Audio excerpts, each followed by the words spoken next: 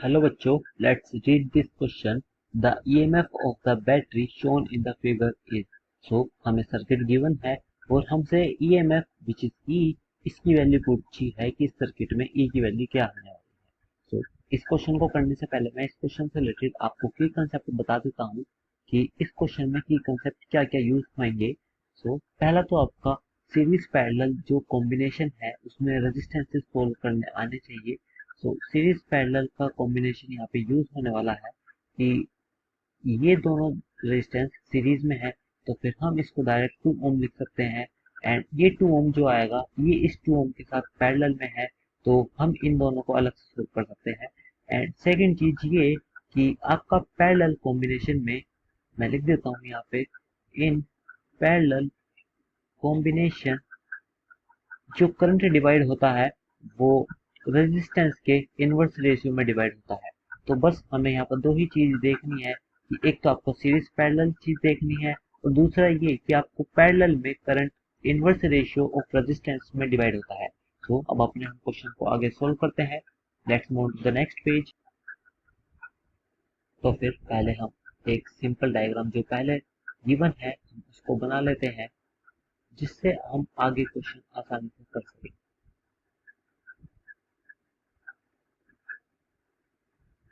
यहाँ पर E voltage की battery, this is 2 ohm, this is 2 ohm, this is 1 ohm, this is 4 ohm, this also is 2 ohm and this is 1 ohm.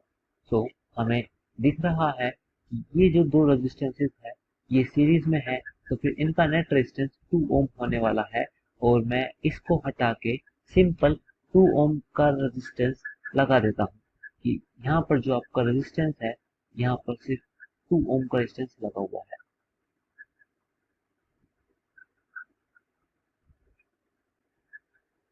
सो हमने यहाँ पे solve करके 2 ओम का रेजिस्टेंस लगा दिया और अब देखा जाए तो ये जो 2 ओम का रेजिस्टेंस है ये इस 2 ओम के साथ पैरेलली अटैच्ड है। तो अब हम इसको सोल्व करेंगे और हमें एक चीज और गिवन है।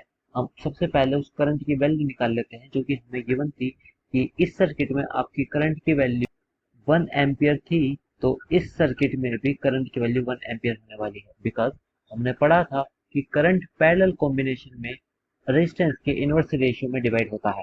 तो यहाँ पर जो रेजिस्टेंस है ये 2 ओम है, अगर इसमें करंट की वैल्यू 1 ओम है तो फिर जो ये वाला 2 ओम रेजिस्टेंस है इसमें भी करंट की वैल्यू 1 ओम ही जाने वाली है। इस वजह से यहाँ पर जो आपका टोटल करंट आ रहा होगा यहाँ से इस करंट की वैल्यू 2 एम्पियर होने वाली है। बेसिकली इस सर्किट में करंट की वैल्यू 2 एम्पियर हो जाएगी। एंड जो ये 2 ओम के रेजिस्टेंस है जो पैरेलल में अटैच्ड है इनका आर इक्विवेलेंट आने वाला है 2 into 2 upon 2 plus 2 this comes out to be 1 ohm. तो फिर मैं इन दोनों को रिप्लेस करके 1 ओम का एक सिंगल रेजिस्टेंस लिख दूंगा। तो इस सर्किट को रीड्रॉ करते हैं। यहाँ पे आने वाला है ये आपकी ई वोल्ट की battery, this is 2 ohm, this is also 2 ohm, ये 1 ओम आ जाएगा जो कि आर इक्विवेलेंट है, ये 4 ओम का रेजिस्टेंस और ये सिंपल वायर। तो ये 4 ओम, 2 ओम, 2 ohm, this is E volt की बैटरी। इस वायर में करंट 2 एम्पियर था। लेट से इस वायर में करंट I1 हो जाएगा एंड जो बैटरी सप्लाई कर रही है ये करंट I है। और हमें ये भी पता है कि I inverse ratio of resistance में डिवाइड होता है पैरेलल कनेक्शन में। तो फिर जो यहाँ का नेट रेजिस्टेंस होने वाला है this is comes out to be 3 ओम।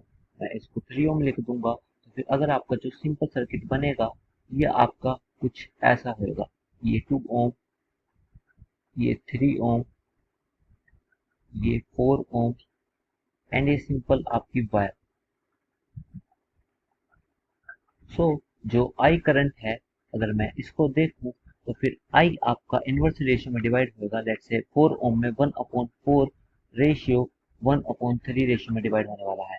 अब हमें इससे ही सोल्व करना है क्योंकि हमें सेकेंड वायर में करंट की वैल्यू पता है जो कि 2 एम्पियर है। यहाँ से हम आई की वैल्यू आराम से कैलकुलेट कर सकते हैं। So let's move to the next page. So हमारे पास जो सर्किट आया था this is 2 ohm, this is 4 ohm and this is 3 ohm का रेजिस्टेंस। और यहाँ पे ई वोल्ट की बैटरी, यहाँ से करंट आई जा रहा था ये 2 ओम और जो इस वायर में करंट था इस करंट की वैल्यू 2 एम्पियर की। और हमने ये चीज देखी कि जो आई है आपको 1/4 रेशियो 1/3 में डिवाइड होने वाला है। अब इसको सिंपल सोल्व करना है तो फिर हम इसको क्रॉस मल्टीप्लाई कर देंगे, ये हो जाएगा 3:4 में डिवाइड हो जाएगा। जो लेफ्ट साइड है ये रेजिस्टेंस 4 ओम वाली वायर है एंड जो राइट साइड है ये रेजिस्टेंस 3 ओम वाली वायर है। तो 4 ओम वाली वायर में जो करंट आ जाएगा this comes out to 3/7 into I and 3 ohm वाली में आएगा 4/7 इंटू आई। और हमें इसकी वैल्यू गिवन है कि इसकी वैल्यू 2 एम्पियर होने वाली है, क्योंकि हमें पता है कि इस वाली वायर में करंट 2 एम्पियर है। तो फिर हम यहाँ से आई की वैल्यू बड़े आसानी से लिख सकते हैं कि 4/7 इंटू आई इज 2। तो फिर यहाँ से आई की वैल्यू आपके पास आ जाएगी 7/2। तो फिर ये आपके पास जो बैटरी है सप्लाई कर रही है 7/2 एम्पियर एंड हमें ई की वैल्यू निकालनी है। तो फिर ई जो होता है वो बेसिकली आई इंटू आर हो जाएगा और ये आर इक्विवेलेंट यहाँ पे यूज करेंगे। अब हमें सिंपल आर इक्विवेलेंट ही निकालना है। आर इक्विवेलेंट देखेंगे तो फिर देखो ये जो आर इक्विवेलेंट है ये आपके पास आने वाला है 2 प्लस 4 ओम और 3 ओम पैरेलल में है। तो फिर इसका जो आर इक्विवेलेंट आ जाएगा ये आने वाला है और इसकी वैल्यू हो जाएगी 2 प्लस 12 प्लस 7। तो फिर ये आ जाएगा 26/7। तो हमारे पास आर इक्विवेलेंट की वैल्यू आ चुकी है जो कि 26/7 है एंड हमें सिंपल इसको करंट से मल्टीप्लाई करना है। तो हमारे पास ईएमएफ की वैल्यू आ जाएगी। तो ईएमएफ आ जाएगा 7/2 इंटू 26/7। 7 से 7 कैंसिल, 2 से 26 13 टाइम्स। तो फिर आपके पास जो ईएमएफ की वैल्यू आ रही है वो EMF is equal to 13 volt. अब हम अपने ऑप्शंस को चेक करते हैं। तो जो बी ऑप्शन है which is 13 volt, this is the correct option. I hope you understood this. Thank you so much. Take care.